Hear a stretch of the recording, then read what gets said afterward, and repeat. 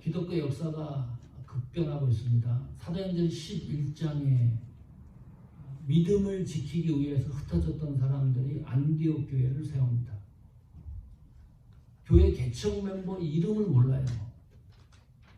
어떤 사람이 세웠는지 흩어진 사람들 부리는 알 수 있지만 이름을 성경이 기록해 놓고 있지 않습니다. 무명의 그리스도인들이 교회를 세웠습니다. 사도행전 11장 21절입니다. 주의 손이 그들과 함께 하시매 수다한 사람이 믿고 주께 돌아오더라. 주의 손이 그들과 함께 했다. 그들입니다. 누구입니까? 무명의 그리스도인입니다. 이름 없는 그리스도인입니다. 기독교 역사에 반드시 중심축을 이루는 이름 없는 성도들입니다. 큰 대형 교회만 주의 손이 함께 하는 줄 아는데 오늘 성경을 보면 우리 같은 개척교회, 작은 교회, 이름 없는 성도들은 이 말씀에 큰 위로를 얻습니다. 명예입니다.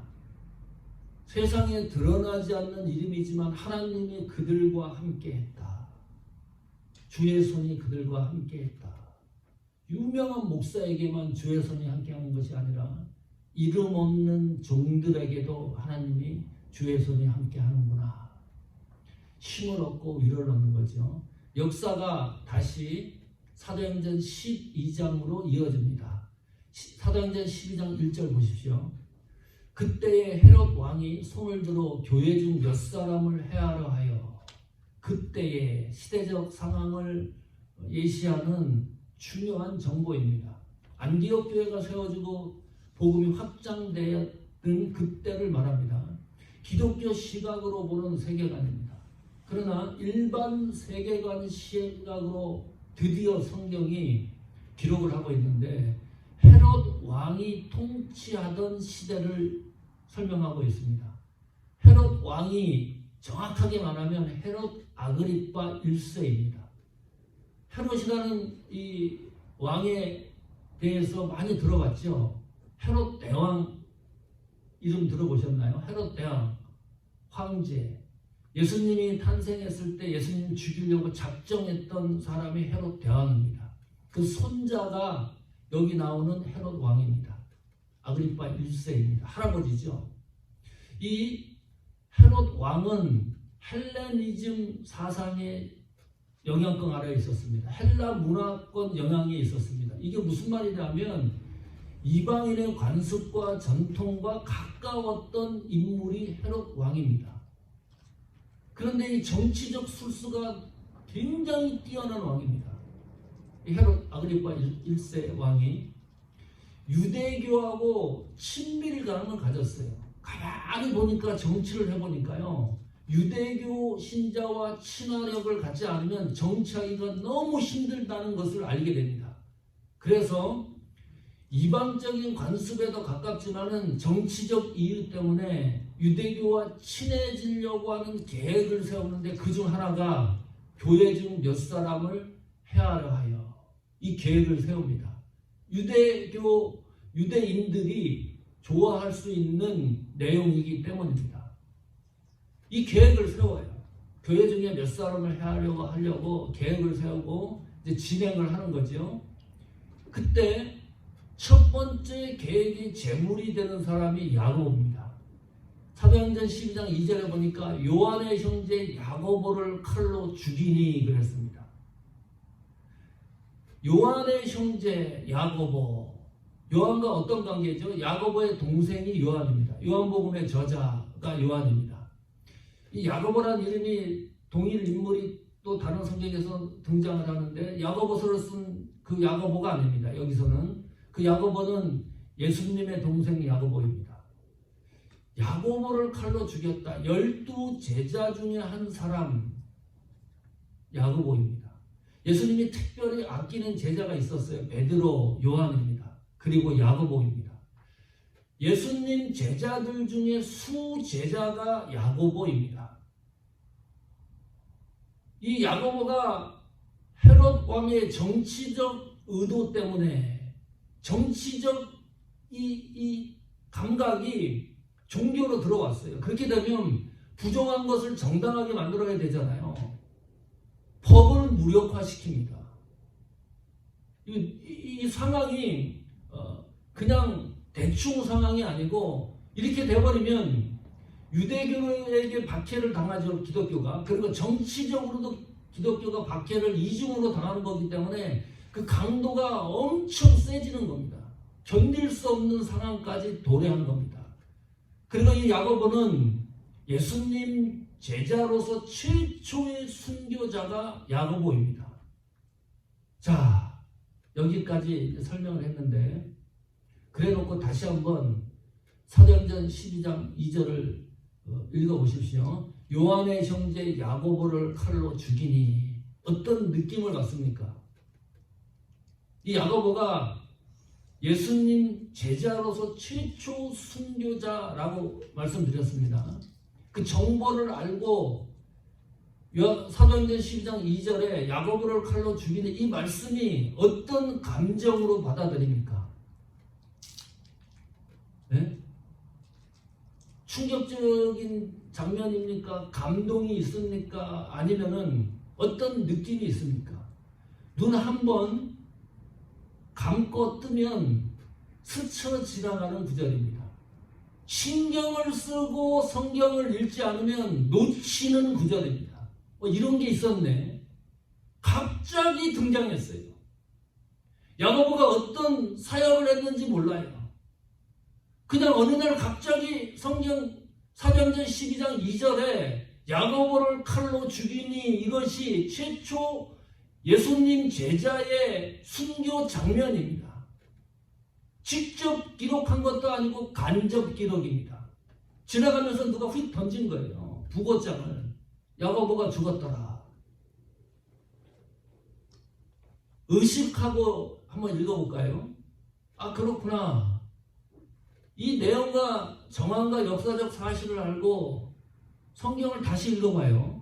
요한의 형제 야고보를 칼로 죽이니 아무리 읽어봐도 너무 허망해요. 허망한 정도가 아니라 절망적입니다. 아니, 예수님 제자가 최초 순교하는 장면을 어떻게 이렇게 한 절로 간단 명료하게 간접적으로 표현하고 넘어갈 수가 있냐, 성경이. 비교해볼까요? 사도행전 7장에는 최초의 평신도 스데반이 죽는 장면이 기록되어 있습니다. 챕터 7장을 전부 사용합니다. 스데반이 설계했던 장면까지 그대로 적어놓고 있습니다. 사도행전 10장 볼까요? 고넬료가 예수님 영접하는 장면입니다. 고넬료는 순교한 사람도 아닙니다. 그 전장을 활려를 하고 그것도 모자라갖고 베드로는 1절부터 18절까지 요약을 해가지고 그 내용을 사도행전 11장에 다시 소개를 해요. 그런데 예수님 제자의 순교를 어떻게 이렇게 간편하게 기록해 놓을 수가 있을까? 어떤 감동을 우리가 받고 이해를 해야 될까? 그런 생각을 지울 수가 없습니다. 그리고요, 이 성경은 앞으로 제자들의 마지막 삶을 예고하는 예시편입니다. 제자들이 이렇게 될 것이라고 하는 것을 성경이 점진적으로 야고보와 같은 생애를 걸어갈 수밖에 없다는 것을 예시하는 예고편 같은 말씀입니다. 야고보만 순교 장면이 이렇게 기록이 돼요. 다른 제자들 순교 장면 기억하는 거 있습니까? 성경에 기록한 거 없습니다. 오직 예수님 제자 중에 야고보만 순교 장면을 이렇게 간단 명료하게 기록해 놨어요. 다른 제자들은 어떻게 죽었는지 성경에 기록되어 있지 않습니다. 11명의 제자들, 성경 밖에 있는 역사가들이 찾아봤어요. 도대체 다른 제자들은 어떻게 됐는가 찾아봤더니 다른 제자들도 마찬가지예요. 참수당하고 돌에 맞아 죽고 창에 찔려 죽고 산꼭대기에 떨어뜨림을 당해서 죽고 십자가에 못 박혀 거꾸로 못 박혀 죽고, 그런데 성경에는 기록되지 않습니다. 이것이 예수 그리스도의 삶입니다. 이게 예수님 제자의 모습입니다. 주를 위하여 일평생 애쓰고 수고했는데 성경에는 기록조차 흔적조차 없이 사라지는 거예요. 이래도 예수님 믿겠습니까? 이래도 예수님 따라가겠습니까? 뭐 명예가 있습니까? 내 이름이 나는 겁니까? 뭐 성경에 기록이 됩니까? 아무것도 없어요. 단순하게 야고보만 순교하는 장면을 이렇게 간단 명료하게 성경이 기록하고 다른 모든 제자가 순교한 장면은 성경에 기록되지도 않는다. 그런데 우리는 예수 그리스도의 제자로서 그 길을 따라가는 성도들입니다. 분명한 게 있어야 돼요. 확실한 게 있어야 됩니다. 내가 예수님을 따르는 이유가 분명하지 않으면 예수님의 제자의 길을 우리는 따라갈 수가 없습니다. 온갖 이익적인 거, 대우적인 거 이런 걸 다 생각을 해야 되니까요. 어떻게 이런 삶을 살아갈 수가 있습니까? 그런데 성경이 이렇게 얘기를 합니다. 사도행전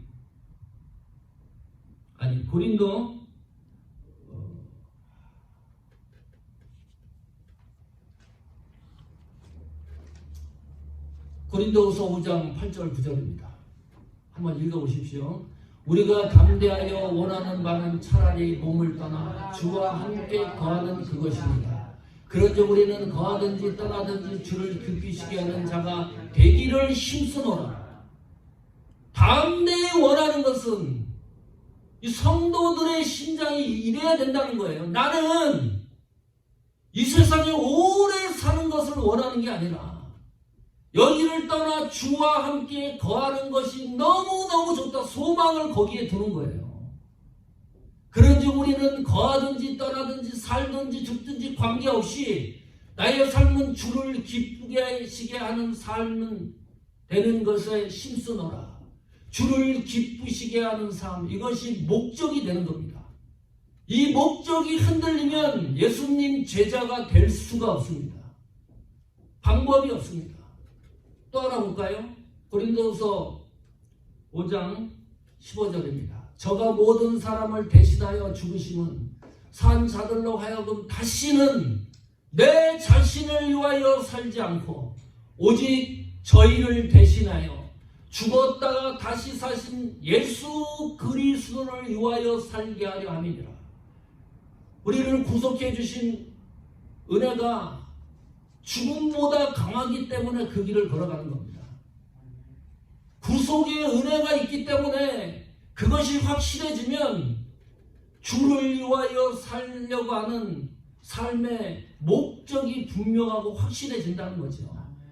그 이후로 예수님 제자를 쫓아가는 거예요. 한 줄 기록 그것이 없더라도 관계가 없는 거예요. 예수님 제자의 길로서. 자,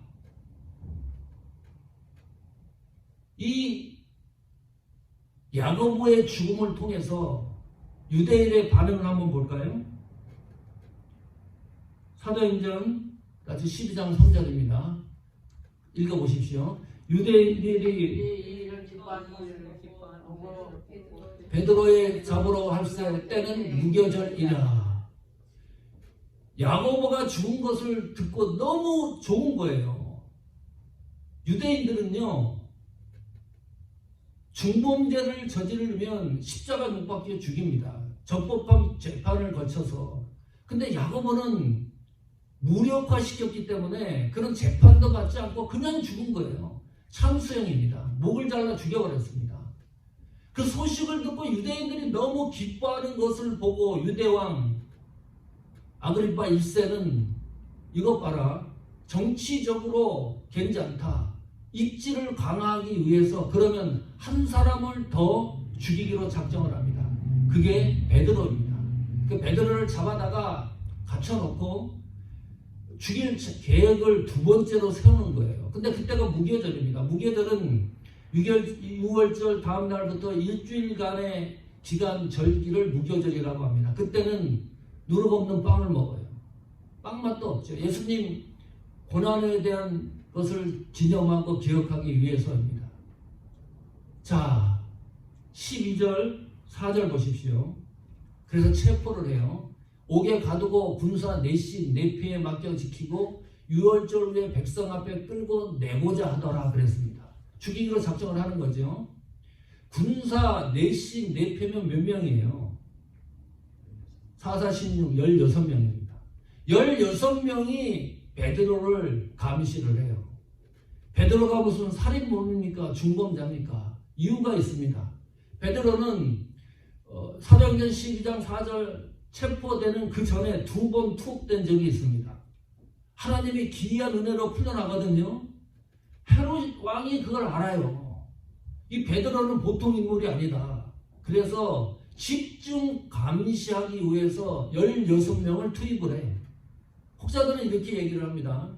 베드로를 중앙에서 세우고 두 군인이 쇠사슬로 묶는 거예요.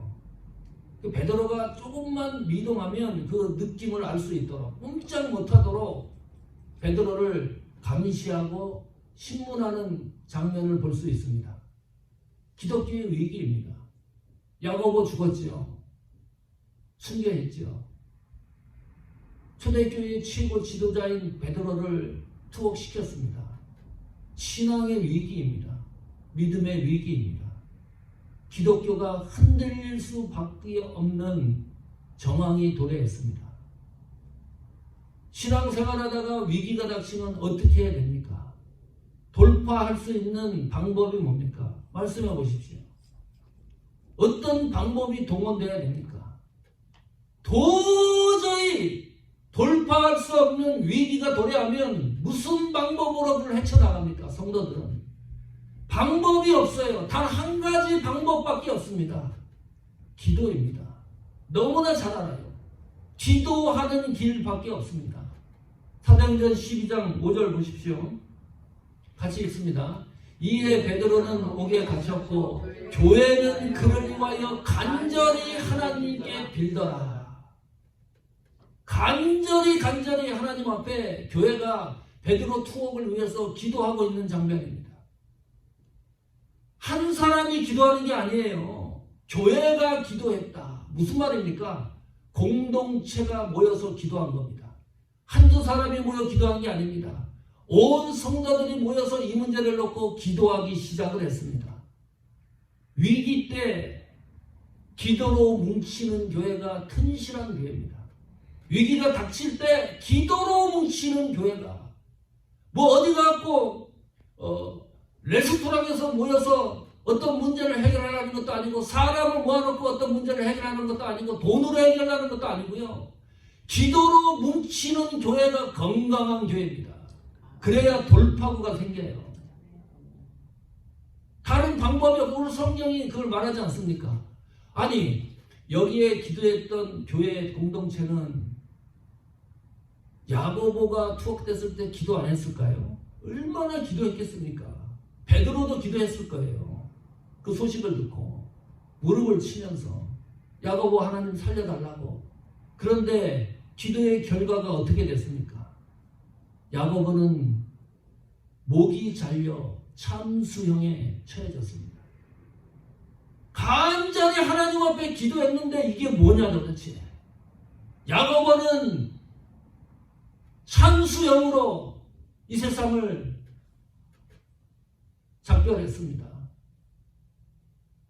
그걸 알아요. 기도하는 성도들이. 여기 모여서 기도하는 온 교회 공동체가 그 사실을 너무나 잘 알고 하나님 앞에 기도하는 거예요.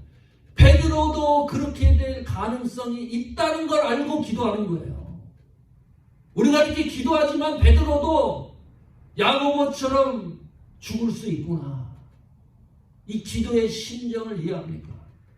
모르면서 기도하는 게 아니라 기도의 물줄기를 따라 기도를 온 힘을 다해 다 기도를 하고 있는데 베드로도 야고보처럼 죽을 가능성이 있을지도 모른다. 그런데 하나님이 여기 모여서 기도하는 동안에 어떤 일들을 일으키는가 확인해 보십시오. 놀라운 일들이 벌어집니다. 사도행전 12장 7절입니다. 호련히 주의 사자가 곁에 서며 옥중에 광채가 빛나며 또 베드로의 옆구리를 쳐 깨워 가로되 급히 일어나라 하니 쇠사슬이 그 손에서 벗어지더라. 기도하는 도중에요. 베드로가 투옥됐죠. 이 12장 7절 이 말씀을 읽어보면 너무나 상황이 어두운 상황인데 해학적이도 이런 해학이 없습니다. 광채가 빛나는 거예요. 그러면 감시하던 군사들이 다 눈치를 채야 돼요. 이게 뭐냐? 그런 일이 벌어지지 않아요. 감시하는 군사의 반응이 없어요. 그리고 베드로의 옆구리를 쳐 깨웠다. 이게 무슨 말입니까? 베드로가 깊은 잠에 빠져 있었던 겁니다. 세상 평온한 장면입니다. 밖에서는 난리가 나 있는데 죽느냐 사느냐 하는 문제가 닥쳤는데 어떻게 이렇게 베드로가 모습이 잠을 잘 수가 있느냐? 잠잘 수 있습니까? 조그마한 거 하나 갖고도 밤새 설치는 경우도 있잖아요. 어떤 고민이 생기면 잠이 안 오잖아요. 이거 언제 죽을지도 모르고 어떤 상황인지도 모르는 아주 빡빡한 상황인데 어떻게 이 정도로 베드로는 잠을 잘 수 있을까? 너무 신기한 거예요. 옆구리를 쳐서 이거는 헬라어 원문을 보면 더 심각합니다. 흔들어 깨운 게 아니고요. 죽이다. 쳐서 엎드려뜨리다. 이게 치는 게 속도가요. 그냥 단순히 깨워서 일어나세요, 일어나세요 이런 게 아닙니다. 사람을 쳐서 엎드려질 정도로 강하게 깨운 거예요. 얼마나 깊게 잠이 들었으면. 목소리로 깨울 수도 없고 흔들어 깨울 수도 없으니까 옆구리를 쳐가지고 깨운 거예요. 이 베드로는 보통 사람이 아니다. 그 생각을 할 수밖에 없어요. 죽느냐 사느냐는 문제인데 이것이 어떻게 베드로는 이렇게 천하태평처럼 잠을 자고 있었을까? 세상 걱정 없는 거예요. 그 단순히 넘어갈 문제가 아니라니까요. 나를 생각해보면, 우리를 생각해보면 고민 때문에 잠 못 자는 적이 얼마나 많습니까? 그 문제 때문에. 베드로는 경험한 게 있습니다. 2번 감옥에 들어갔다 나온 경험이 있어요. 그때 하나님이 풀어주시는 방법을 알게 됩니다. 사나 죽으나 이것은 베드로의 급박한 문제처럼 보이지만 베드로는 그 모든 문제를 하나님에게 토스합니다. 자기가 가지고 있는 문제의 상황을 제로로 만들어요. 이것이 관건입니다. 내 문제를 제로로 만드는 거예요. 그리고 그 문제를 몽땅 하나님에게 던져버리는 겁니다. 베드로는 그 방법을 알아요. 이 문제는 성도들의 문제도 아니다. 이 문제는 내 문제도 아니다. 이 문제는 성도들이 기도한다고 해결되는 그런 문제도 아니다. 우리가 문제를 안고 있잖아요. 빡빡한 문제도 있습니다. 해결 못할 수 있는 문제도 있습니다. 그때 하나님에게 그 문제를 던지는 겁니다. 나는 이 문제가 급박한 문제인데 하나님이 봤을 때는 그 문제는 문제가 되지 않아요. 문제로 여기지도 않는다. 하나님 손에서 문제가 해결되는 겁니다. 그걸 베드로가 너무너무 잘 알고 있어요. 그러니까 그 방법을 사용할 수밖에 없는 겁니다. 쇠사슬이 풀려져요. 스르르 풀려져서 밖으로 나와요. 걸어갑니다. 한번 보십시오. 얼마나 베드로가 이 정황을 느끼는지. 사도행전 12장 9절입니다.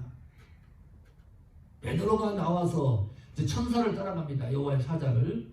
천사하는 것이 참인 줄 알지 못하고 환상을 보는가 아니라 베드로도 헷갈리는 거예요.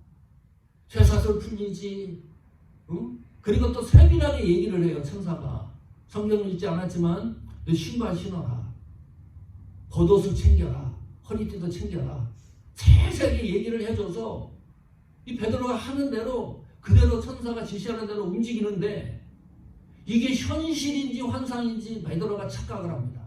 따라가면서. 이런 기이한 일을 경험한 적이 있습니까? 현실인데 이것이 현실에서는 도무지 경험될 수 없는 이상한 경험을 베드로가 하는 거예요. 근데 이게 현실이에요. 환상이 아니고. 첫 번째 초소를 통과해요. 두 번째 초소를 통과합니다. 마지막 관문이 철문으로 되어 있습니다. 거기를 뚫고 지나가야 시내로 들어가는 거예요. 그 철문 앞에 섰는데 이 철문이 자동문처럼 싹 열려요. 신문하고 감시했던 병사들의 모습이 하나도 보이지 않아요. 그냥 쭉쭉쭉쭉 나가는 겁니다. 베드로가 어디를 찾아갑니까? 마가라는 요한의 어머니 마리아의 집에서 성도들이 모여서 그때 기도하고 있었습니다. 대문 앞에 서요. 이리 오너라. 로데라는 여성이 급히 뛰쳐나옵니다. 그 음성이 베드로인 것을 확인을 해요. 이 로데라는 여성이. 깜짝 놀라요. 대문 문을 열어주지도 않고 너무나 놀라가지고 집 안으로 들어갑니다. 그 사실을 알립니다. 베드로가 지금 대문 앞에 와 있다. 청중들이 그 정도로 기도를 했으면 웰컴 해야 되잖아요. 이거 하나님이 기적을 베푸셨다 박수치고 환호해야 되잖아요. 성경에 보면 이렇게 우리말 성경에 기록해 놨어요. 내가 미쳤구나. 내가 돌았구나. 네 정신이 아니구나. 어떻게 베드로가 지금 대문 문 앞에 와 있단 말이냐. 이 로데 여성이 아니다. 베드로가 맞다.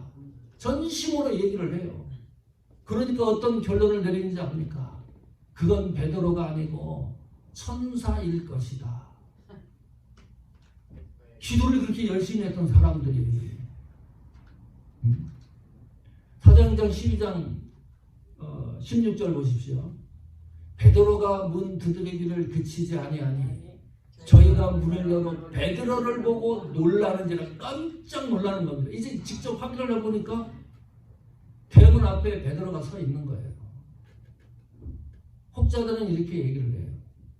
이 장면을 보고 주석 해설서가 그렇게 언급을 해놨습니다. 여기에 모여서 기도했던 사람들은 믿음에 있지 않은 사람이다. 믿지 않고 기도한 사람들이었다. 그러지 않고는 설명할 길이 없다. 그렇게 얘기를 해요. 그런가요? 그런 생각이 듭니까? 베드로가 감옥에서 풀려 나오지 못할 것을 믿고 기도를 했을까요? 아니면 어떤 기도 제목으로 기도를 했을까요? 하나님, 베드로가 감옥에 갇혀 있으니까 이 베드로를 야고보처럼 멋있게 순교할 수 있도록, 멋있게 죽을 수 있도록 하나님 그렇게 역사해 주십시오라고 기도했을까요? 백승철 목사가 오지 선교여행을 떠났습니다. 그 선교지는 이미 다른 선교사들이 와가지고 순교한 지역입니다. 백승철 목사도 현지인에게 잡혀서 투옥이 됐습니다. 그러면 여러분들은 저를 위해서 어떻게 기도를 하시렵니까? 백 목사 거기서 잘 죽게 해주십시오. 이렇게 기도합니까? 어찌하든지 우리 목사님 하나님 살려주십시오. 빨리 하나님 역사해 주셔서 본래의 장소로 돌아올 수 있도록 하나님 역사해 주십시오. 미국으로 돌아올 수 있게 해주십시오. 그렇게 기도하죠. 기도했던 사람들이 사도행전 12장 5절에도 그렇게 얘기를 했죠. 간절히 기도했다고. 간절히 기도하는 게 죽게 해달라고 기도하는 겁니까? 살려달라고 기도했겠지요. 이것이 기도의 묘미입니다. 우리가 기도할 때요, 불가능한 제목으로 기도할 때가 있습니다. 내가 그것을 못 믿는 것이 아니라 도저히 이것은 불가능하다고 생각을 하는데 기도할 수밖에 없는 상황이 도래를 하는 거예요. 베드로가 다시 이 감옥에서 순교하지 않고 돌아온다는 것은 불가능한 일이에요. 앞서 죽이기로 작정을 했고 야고보가 그 길을 갔기 때문입니다. 이 음료수 이것이 하나님 금덩어리가 되게 해주십시오. 불가능한 거잖아요. 이루어질 수 없는 겁니다. 이걸 놓고 기도한다고 생각을 해보십시오. 하나님 이 물병이 금덩어리가 되게 해주십시오. 이루어질 수 있는 확률이 없어요. 마이너스도 안 돼요. 이거는 아예 기도의 제목거리도 안 되는데 이걸 놓고 기도를 한다고 생각을 해보십시오. 그런데 그 다음날 아침에 일어났는데 이게 금덩어리가 됐다고 생각을 해보십시오. 기절할 어르신이다. 지금 공동체가 베드로가 옥에 갇혀서 기도하는 그 심정이 그겁니다. 이건 불가능한 일인데 그래도 베드로를 하나님 꺼내주십시오 하고 기도를 했는데 베드로가 정말 문 앞에 섰어요. 믿을 수가 없는 겁니다. 기도가 이루어졌는데도 금덩어리가 됐는데 이게 진짜냐 가짜냐 이 금덩어리가. 그 심정을 성경이 기록해 놓고 있습니다. 이런 기도의 역사를 한번 써보지 않겠습니까 여러분? 신앙생활 하면서 도저히 이루어질 수 않는 것 같은데 그걸 놓고 바보처럼 기도를 하는데 그게 어느 날 이루어지는 거예요. 이런 은혜를 경험해 봅시다. 베드로를 만나고 기뻐하는 이 장면을 보십시오. 하나님이 하시는구나. 하나님이 역사하는구나. 하나님이 놀라우게 섭리하는구나. 정리를 한번 해볼까요? 결론에 이르는 게 첫 번째입니다. 사도행전 12장은 두 가지 사건이 기록되어 있다고 그랬습니다. 야고보의 순교와 베드로의 투옥입니다. 이 두 가지 사건인데 똑같이 기도를 했어요. 하나는 하나님이 응답을 하고 하나는 응답하지 않았습니다. 죽여달라고 기도하지는 않았을 거예요. 우리 교회에 암 환자가 2명이 있는데 똑같이 성도들이 제목을 놓고 기도를 했어요. 한 사람은 하나님이 살려요. 한 사람은 그냥 하나님이 데리고 갑니다. 어떻게 우리는 받아들여야 됩니까? 그 문제를. 하나님이 편애하는 겁니까? 살린 사람을 편애하고 죽인 사람은 하나님이 버린 겁니까? 그런 건 아니잖아요. 그런데 그런 일들이 얼마나 많이 일어납니까? 기도의 결과는 사람이 측정할 수가 없습니다. 측정할 수 있다 그러면 기도할 이유가 없죠. 또 한 가지 이유가 있습니다. 시각의 차이 때문입니다. 보통 사람들 또 성도들도 그런 시각을 갖고 있어요. 잘 사는 것, 잘 되는 것, 건강한 것, 풍요로운 것, 돈이 많은 것, 병치레 안 하는 것, 자녀들이 잘 되는 것, 이걸 축복이라고 하고 명제로 그냥 도장을 찍듯이 이해를 합니다. 그러면 잘 살지 못하는 것, 병약한 것, 너무 힘든 것, 한국에 넘고 또 한국에 넘었는데도 또 힘든 일들이 장막을 치고 있는 것, 돈도 주머니에 없고 사랑에 벅차고 그런 삶을 살아가는 것 기억하세요. 하나님 나라 가면 일도 관계가 없습니다. 건강한 것 무슨 관계가 있어요? 돈이 많았던 것 무슨 관계가 있어요? 가난한 것 무슨 관계가 있어요? 형통했던 것 무슨 관계가 있어요? 아무 관계가 없어요. 사람은 반드시 죽습니다. 이것이 죽음에 대한 명제입니다. 잘 살고 못 살고 사람은 반드시 죽습니다. 거기를 비껴갈 사람이 없습니다. 죽어요. 그러면 50살, 60살, 70살, 100살 사는 게 무슨 큰 의미가 있습니까? 몇 년 더 산다고 무슨 의미가 있습니까? 아무 의미가 없습니다. 그렇잖아요. 저만 그렇게 생각합니까? 사는 것은 중요한 문제가 아닙니다. 중요한 게 무엇입니까? 어떻게 사느냐가 중요합니다. 고린도후서 아까 읽었지요. 그리스도를 기쁘게 하는 삶, 주를 기쁘게 하는 삶, 어떻게 사는 것, 이것이 내가 죽음의 하나님 나라와 연결고리입니다. 이것은 남는 거예요. 다른 것은 남지 않지만 주를 기쁘게 한 이 나의 삶의 역사는 고스란히 하나님 나라와 연속되는 연관성이 있는 삶의 영역입니다. 그거는 변하지 않아요. 그러니까 사도 바울이 그런 얘기하는 거예요. 내가 달려갈 길을 다 마친 후에 의의 면류관이 준비되어 있다. 나는 그것을 보고 걸어가노라. 주의 길을 걸어가는 모든 성도들은 의의 면류관이 준비되어 있는 이 사실을 나뿐만이 아니라 주의 제자들에게 펼쳐지는 은혜라고 이야기하지 않습니까? 신앙의 끝이 좋은 성도가 되십시오. 제가 그런 설교했죠. 여러분의 삶을 한 문장으로 만들고 지우고 만들고 지우고 그렇게 해보시라고. 어떤 기록이 남을런지. 끝이 좋아야 됩니다. 성도의 길은. 왜냐하면 끝이 좋지 않으면 큰일 나는 거잖아요. 끝이 좋지 않으면 지옥인데. 지나가는 동안에 이탈하고 넘어지고 쓰러지고 방황할 수는 있지만 끝이 좋아야 돼요. 백승철 목사는 사모하는 교회를 평생 섬기다가 하나님 나라로 돌아갔다.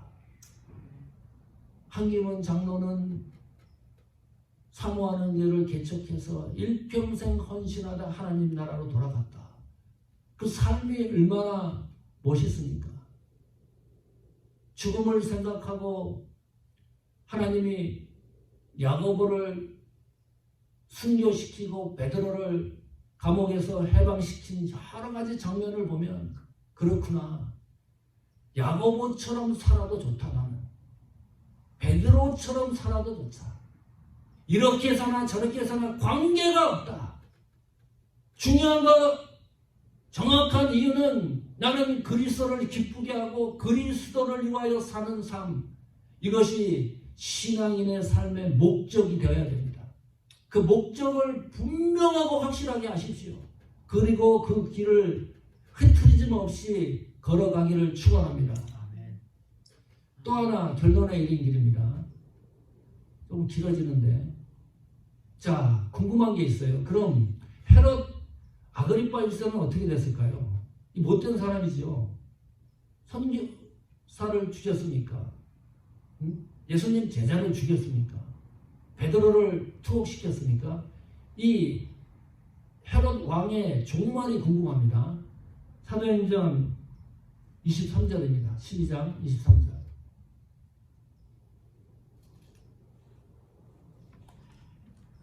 사도행전 12장 23절입니다.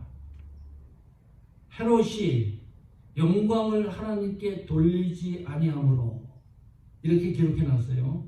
주의 사자가 곧 친히 벌레에게 먹혀 죽으리라.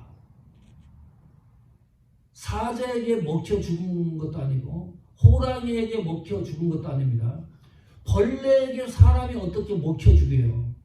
바퀴벌레에 먹혀 죽인 거 본 일 있습니까? 개미한테 먹혀 죽인 거 본 일 있습니까? 기생충한테 먹혀 죽은 일 본 일 있습니까?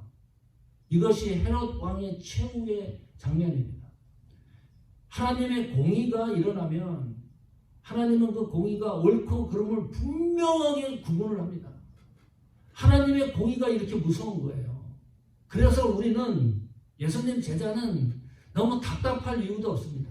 이것이 아니다 하면 하나님 앞에 진실하면 어떠한 유혹과 어떠한 도전과 애매한 고난과 핍박이 오더라도 겁낼 이유가 없는 이유는 하나님의 공의가 어느 순간에 그것이 눈에 펼쳐지듯이 보여지는 거예요.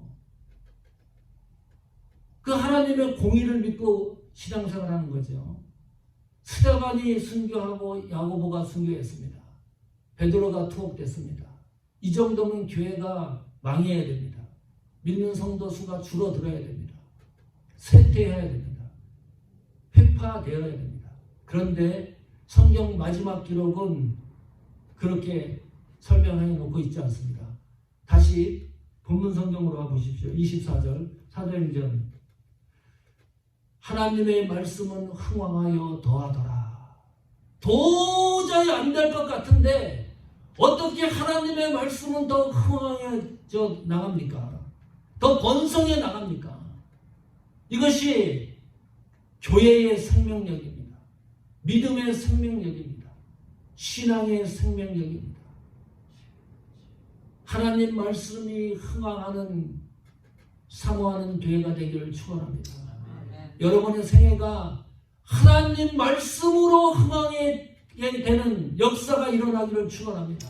사역과 믿음과 여러분의 가정과 생업과 모든 것이 기초가 하나님 말씀으로 흥왕하게 되기를 간절히 축원합니다.